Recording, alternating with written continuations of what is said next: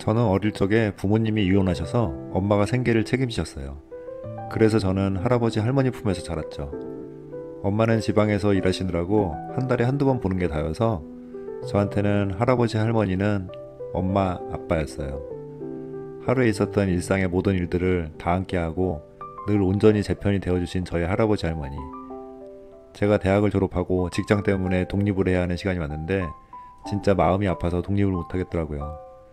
이제는 연로하신 두 분을 두고 독립하려니 진짜 발걸음이 안 떨어지고 너무 속상했어요. 엄마가 일하시는 지역에서 재혼을 하셔서 엄마가 올라와서 할아버지 할머니와 지내실 형편도 못 되었어요. 할머니, 나랑 같이 내 회사 근처로 이사 갈래? 에고 아니야, 너 힘들어. 할머니 할아버지는 항상 저만 생각해 주셨죠. 결국 저는 독립을 했어요. 회사 근처에 작은 원룸을 얻고 주말마다 할아버지 할머니를 찾아뵙겠다고 다짐하면서요. 이사하는 날 할머니는 제 짐을 챙기시면서 계속 눈물을 닦으셨어요. 할아버지는 아무 말씀 없이 제 어깨만 두드리셨죠. 잘 지내야 해. 그 한마디에 담긴 무게가 얼마나 무겁던지요. 처음 몇 주는 괜찮았어요. 새로운 직장 생활에 적응하느라 바빴고 매일 저녁 전화로 할머니 목소리를 들으면 그나마 위로가 됐거든요. 하지만 한 달쯤 지났을까요? 퇴근하고 텅 빈 원룸에 돌아오면 가슴 한 구석이 무너져 있는 것 같았어요.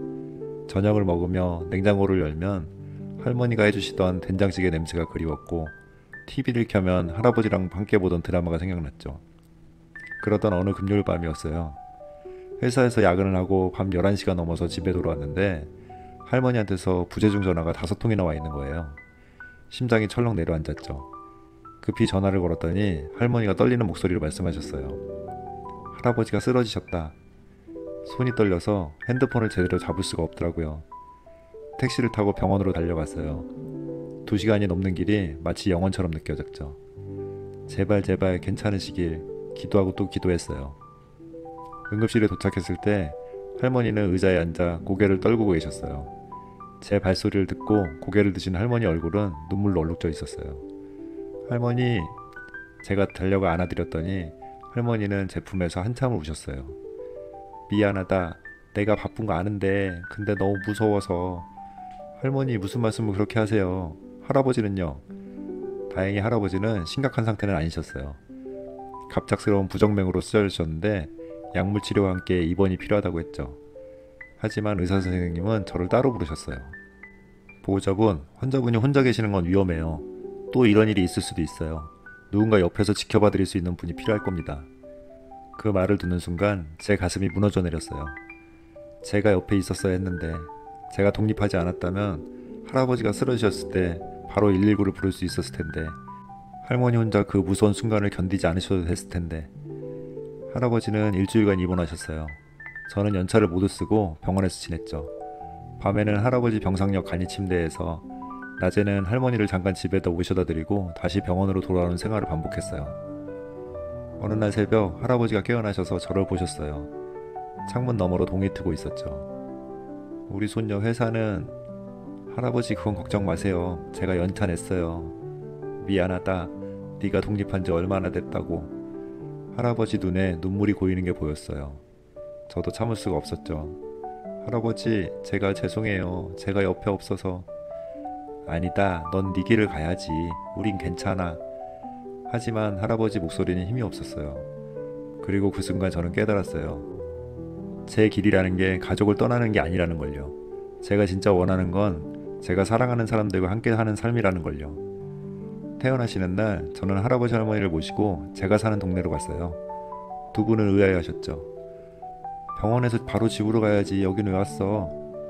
잠깐만요 할아버지. 제가 두 분을 모신 곳은 제 원룸에서 도보로 5분 거리에 있는 작은 아파트였어요. 역세권에 있어서 병원도 가깝고 공원도 바로 앞에 있는 곳이죠. 지난 일주일간 제가 병원에 있으면서 틈틈이 부동산도 알아보고 회사에 사정을 얘기해서 생활비 대출을 받아뒀거든요. 그리고 이삿짐도 미리 옮겨두었고요. 할아버지 할머니, 이제 여기서 저랑 같이 살아요. 제발요. 현관문을 열자 할머니가 그 자리에 멈춰 서셨어요. 집안에는 할머니가 늘 쓰시던 가구들이 놓여 있었죠. 할아버지의 안락 의자도 할머니의 재봉틀도 제가 어릴 적 찍은 가족 사진도 벽에 걸려 있었어요. 친척들의 도움을 받아 일주일 동안 준비한 거였어요. 할머니는 그 자리에 주저앉아서 우셨어요. 할아버지도 의자에 앉으셔서 눈물을 닦으셨죠. 너 이걸 언제? 할아버지 할머니가 저를 키워주신 것처럼 이제는 제가 두 분을 모실게요. 저 혼자 살면서 깨달았어요. 가족이랑 함께 있는 게 제일 중요하다는 걸요. 제 인생에서 두 분보다 더 소중한 건 없어요. 할머니가 제 손을 꼭 잡으셨어요. 주름진 손이었지만 그 어떤 것보다 따뜻했죠. 우리 손녀 다 컸네. 그날부터 저희는 다시 함께 살기 시작했어요. 매일 아침 출근하기 전에 할머니가 차려주시는 아침밥을 먹고 퇴근하면 할아버지랑 공원을 산책했어요. 예전처럼 하루의 모든 일상을 함께 나눴죠.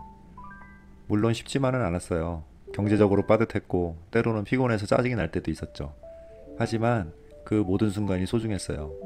왜냐하면 제가 사랑하는 사람들과 함께였으니까요.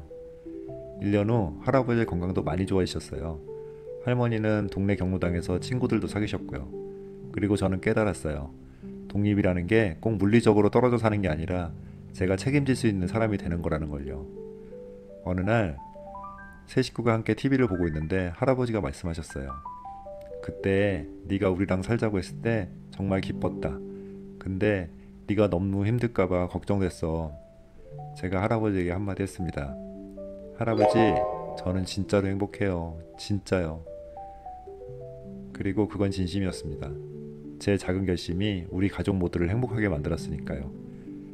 가족이라는 게 뭘까요?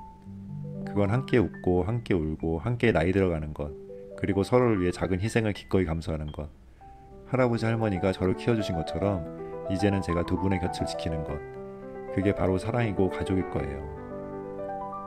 공감하셨다면 구독과 좋아요, 그리고 댓글로 응원해주세요.